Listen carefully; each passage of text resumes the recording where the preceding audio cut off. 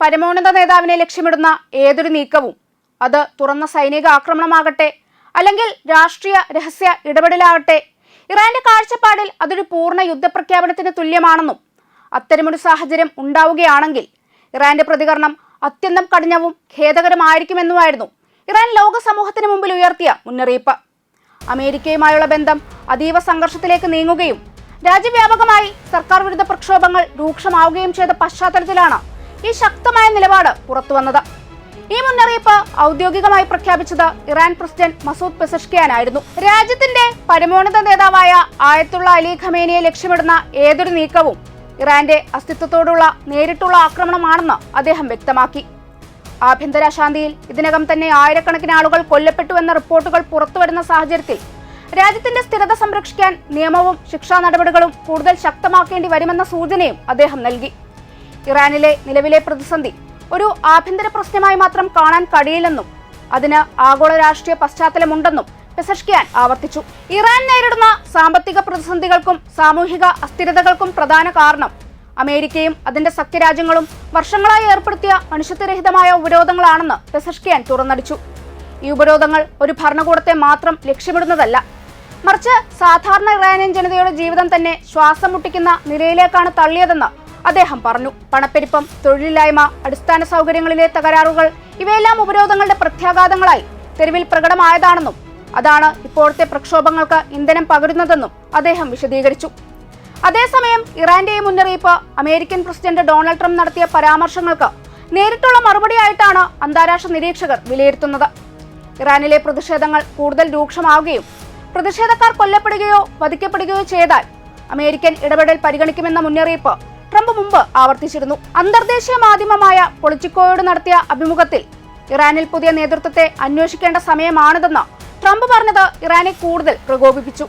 നിലവിലെ ഇറാൻ നേതൃത്വം അധികാരം നിലനിർത്താൻ അക്രമത്തെയും അടിച്ചമർത്തലിനെയും ആശ്രയിക്കുന്നുവെന്ന് അദ്ദേഹം വിമർശിച്ചതോടെ അമേരിക്ക ഇറാൻ വാക്കേറ്റം കൂടുതൽ കടുപ്പമായി.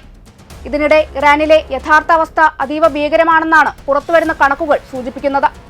ദിവസങ്ങളായി തുടരുന്ന സർക്കാർ വിരുദ്ധ പ്രക്ഷോഭങ്ങളിൽ സുരക്ഷാ സേനാംഗങ്ങൾ ഉൾപ്പെടെ കുറഞ്ഞത് 5000 പേർ കൊല്ലപ്പെട്ടതായി ഒരു ഉന്നത ഇറാനിയൻ ഉദ്യോഗസ്ഥൻ വെളിപ്പെടുത്തി.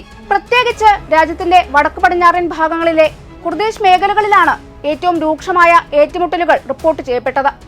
കുർദിഷ് വിഘടനവാദികളും സർക്കാർ സേനയും തമ്മിലുള്ള സംഘർഷങ്ങൾ പല സ്ഥലങ്ങളിലും ആഭ്യന്തര യുദ്ധസമാനമായ അവസ്ഥ സൃഷ്ടിച്ചുവെന്ന് നിരീക്ഷകർ ചൂണ്ടിക്കാട്ടുന്നു. ഈ കലാപങ്ങൾക്ക് പിന്നിൽ വിദേശ ശക്തികളുടെ ഇടപെടൽ ഉണ്ടെന്ന നിലപാടാണ് ഇറാൻ പരമോന്നത നേതാവ് സ്വീകരിച്ചിരിക്കുന്നത്.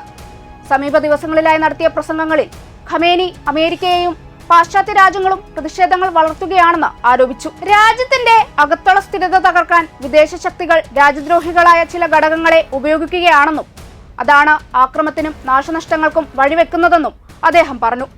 അമേരിക്കയുടെയും അതിന്റെ സഖ്യകക്ഷികളുടെയും വിരട്ടലുകളും വിലപേശലുകളും ഇറാനെ ഭയപ്പെടുത്തുമെന്ന തെറ്റിദ്ധാരണ ലോകം ഉപേക്ഷിക്കണമെന്ന് വ്യക്തമാക്കിയാണ് ഖമേനി വീണ്ടും ശക്തമായ നിലപാട് ആവർത്തിച്ചത്. തടവറകളിലെ പീഡനങ്ങളും വധശ്രമങ്ങളും അതിജീവിച്ചാണ് അദ്ദേഹം ഇറാന്റെ നേതൃത്വത്തിൽ എത്തിയതെന്നും അതുകൊണ്ട് തന്നെ ഉപരോധങ്ങളോ സൈനിക ഭീഷണികളോ ഈ പേർഷ്യൻ രാഷ്ട്രത്തെ തളർത്തുമെന്ന കണക്കുകൂട്ടൽ ഇറാന്റെ ചരിത്രം അറിയാത്തവരുടെ തെറ്റായ വിലയിരുത്തലാണെന്നും രാഷ്ട്രീയ നിരീക്ഷകർ വാദിക്കുന്നു.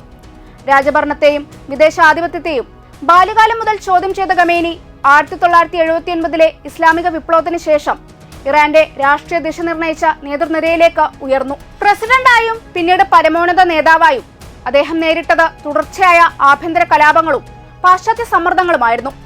എന്നാൽ ഭരണകൂടം തകർന്നു വീഴുമെന്ന പാശ്ചാത്യ പ്രവചനങ്ങളെ അതിജീവിച്ച് ഇറാനെ സ്വയം പര്യാപ്തതയിലേക്കും ശക്തമായ പ്രതിരോധ ശേഷിയിലേക്കും നയിക്കുന്നതായിരുന്നു അദ്ദേഹത്തിന്റെ ദിശാബോധം.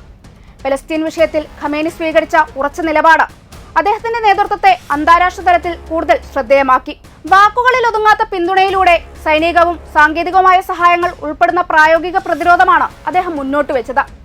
ഇതിന്റെ ഫലമായി ഇറാൻ പശ്ചിമേഷ്യൻ രാഷ്ട്രീയത്തിലെ നിർണായക ശക്തിയായി മാറിയതായാണ് നിരീക്ഷകർ വിലയിരുത്തുന്നത്. ഇന്നത്തെ സാഹചര്യത്തിൽ ബെഞ്ചമിൻ നെതന്യാഹു, ഡൊണാൾഡ് ട്രംപ് തുടങ്ങിയ രാഷ്ട്രീയ നേതാക്കൾ ഖമേനിയെ നേരിട്ട് ലക്ഷ്യമിടുന്നത് ഒരു വ്യക്തിയെ മാത്രം പ്രതിപക്ഷത്താക്കാനുള്ള ശ്രമമല്ലെന്ന് ഇറാൻ വ്യക്തമാക്കുന്നു.